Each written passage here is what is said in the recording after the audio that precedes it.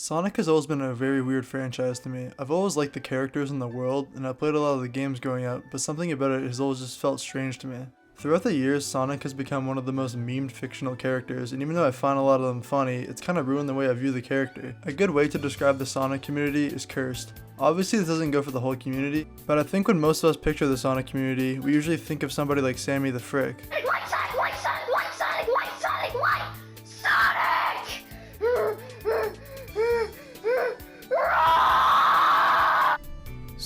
I was also a huge Sonic fan as a kid because I used to play games like Sonic Colors and watch weird ass shows like Sonic Underground or Sonic Boom. Hey, this world tastes like dirt!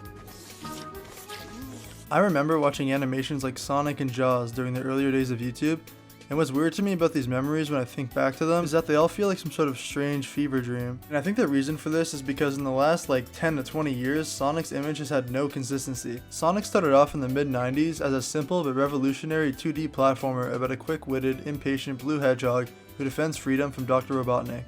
But unfortunately, as the series went on, Sonic lost his way. Sometimes he was in a band and used instruments to fight the bad guys. Sometimes Sonic was a werewolf for some reason, and sometimes he was your seductive roommate. Sonic became a laughingstock from both its own fans and people on the outside. While franchises like Super Mario were releasing games like Mario Galaxy, Mario 64, and Bowser's Inside Story, Sonic was releasing this. What was the...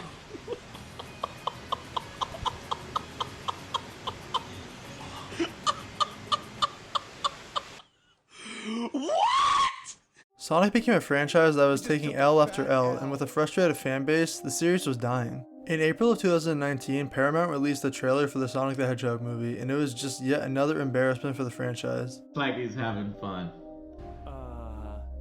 Meow?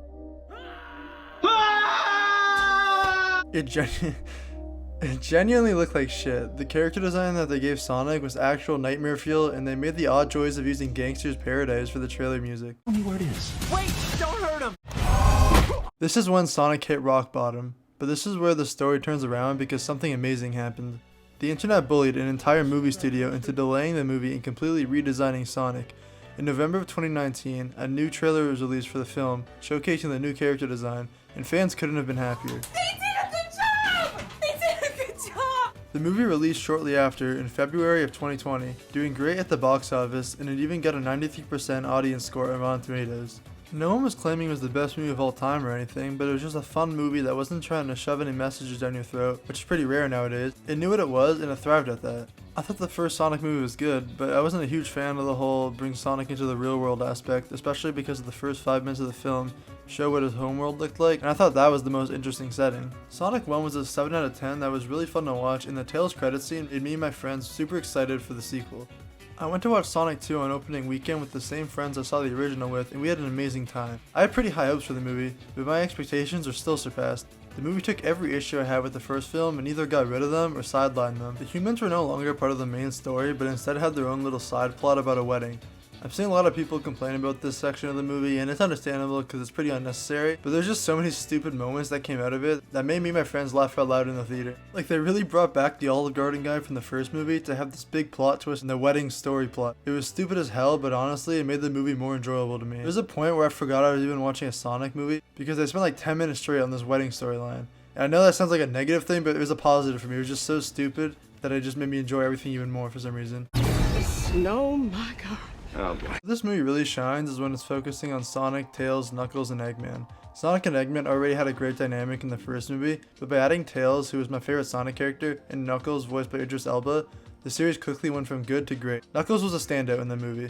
He had the same energy as Drax from Guardians of the Galaxy, with him being like a strong alien warrior who takes everything literally. Tails was everything I wanted him to be. He was smart, cute, and wholesome. Easily the best thing about this movie is the character design and visual effects. The movie honestly has some of the most visually appealing CGI I've ever seen. The bright, vibrant colors that they used for each character and their powers was just pure eye candy. There's a scene towards the end of the movie when Sonic and Knuckles are sitting on a beach, and me and my friend just looked at each other in shock because it just looked so goddamn beautiful.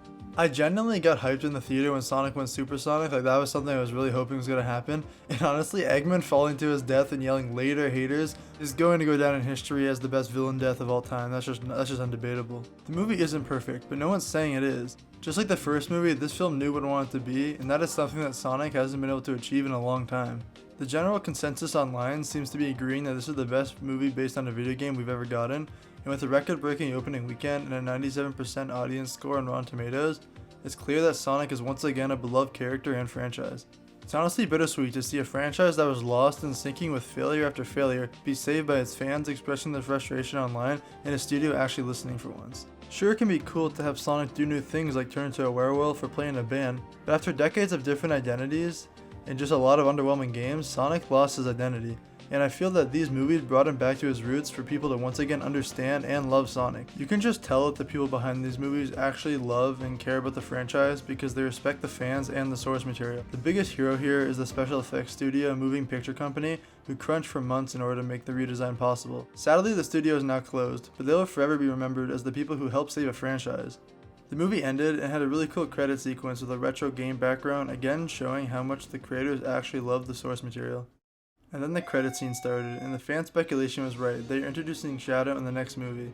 Honestly, I got chills in the theater because not only did me and my friends cheer, but all the kids in the theater were yelling at each other with excitement, "It's Shadow!" That moment right there was when I knew that Sonic was going to be okay. And when that credit scene ended, it left us all with something to look forward to, and that's something that the Sonic community hasn't been able to say for a pretty long time.